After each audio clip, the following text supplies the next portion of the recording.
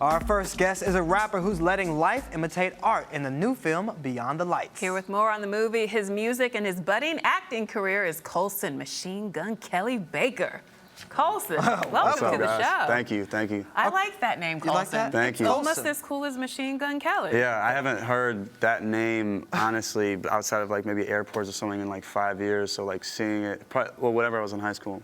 Yeah, 6 years ago, excuse me. But, So your real name's Colson. Yeah. So how did you get Machine Gun Kelly as your stage name?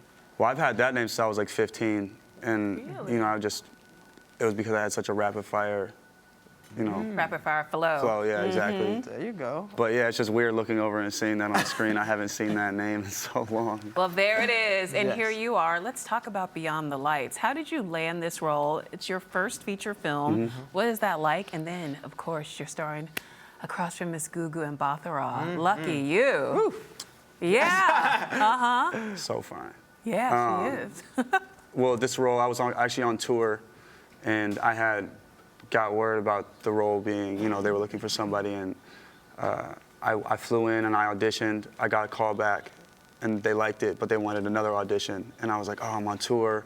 And I kind of had that choice whether I was going to pursue it or if I was just going to, you know, make my schedule less hectic and just continue touring and focusing on that.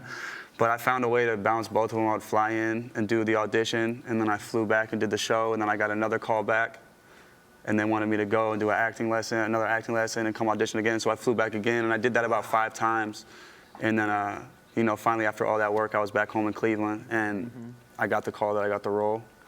How does that feel when you hear that you got the role for your first big movie? Oh my God, oh, it's so crazy. What did you do? Reenact it for us. What did you do? What happened? I know exactly where I was. I was in a studio. I was on 36 in St. Clair, downtown. I got the call. I saw who was calling, and I knew. I picked up the phone, and they didn't even finish saying that I got the role, and I just threw my phone. And I ran in the studio. I screamed at everybody. I drove and saw my daughter and told her that I got this movie, and you know, and so she was actually at the premiere with me, which was really cool. That is so sweet. My daughter actually looks like Noni in the movie. Oh, really? Yeah, she does, like the kid Noni. So. Well, how did you feel about your daughter seeing you play a bad boy in the big screen? Oh, she didn't like that. No, she didn't like that at Tell all. us more about your character so people at home know. Yeah, your character's name is Kid Culprit, right? Okay. Yep. And he's a rapper, and his fame level, if you would compare it to someone and right now, would be like someone like Drake. Okay. And he has this kind of Ja Rule Ashanti relationship with Noni, and you know he's like kind of like the bad love interest, and they have this. She's this rising pop R&B star, and you know you just see them separate because she starts to find herself, and you know the industry's an easy place to lose who you really are, and so she's kind of dealing with that, and she sees the real, and then she sees something that is fake, and she makes a choice, but you got to go see the movie. How do you maintain in an industry where it's easy to lose yourself? I mean, so much of the film centers around that notion. So how do you do it in real life? I'm 24 and young in the game and still trying to figure it out. I feel like I was just about to lose my mind a week ago, so I don't know, you know? But you live for the really high highs that this industry can bring. You know, it brings these extreme lows, but then it also just brings these like amazing, this feeling of like pure nirvana, you know?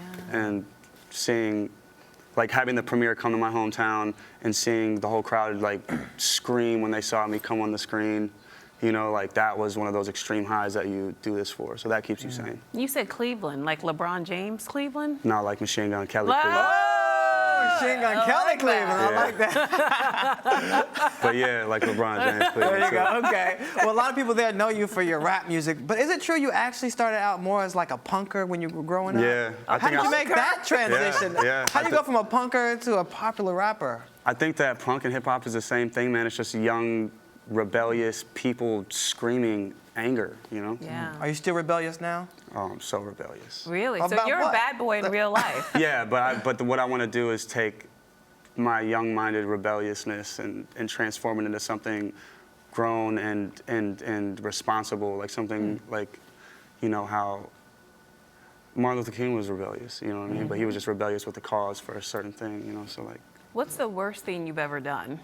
The worst thing I've ever done? The statute of limitations probably isn't up on that yet. So Whoa! We'll go ahead and wait a while on that comment then.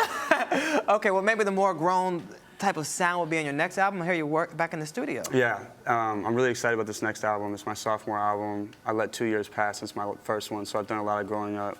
And I just brought a lot more live instrumentation into this album. When it's interesting because the music that you hear now is like very stripped down. It's all drums. It's very bass heavy. It drowns out the things that we really loved in music, which was like strings and guitar and, you know, and so I just kind of want to bring that back. And lyrics. And lyrics, oh my God, dude, you don't even hear that on the songs anymore. So when can we expect a new album? Probably first quarter of 2015, but first single will come this December. All right, well, until then, we can check you out in Beyond the Lights, which opens in theaters this Friday. Yeah. Go see it. It's an amazing movie. Thank you so much for Thank you, joining guys. us. Colson, Cleveland. Yeah. Colson, Colson. Cleveland. Yeah. All right. You're watching Arise Entertainment 360.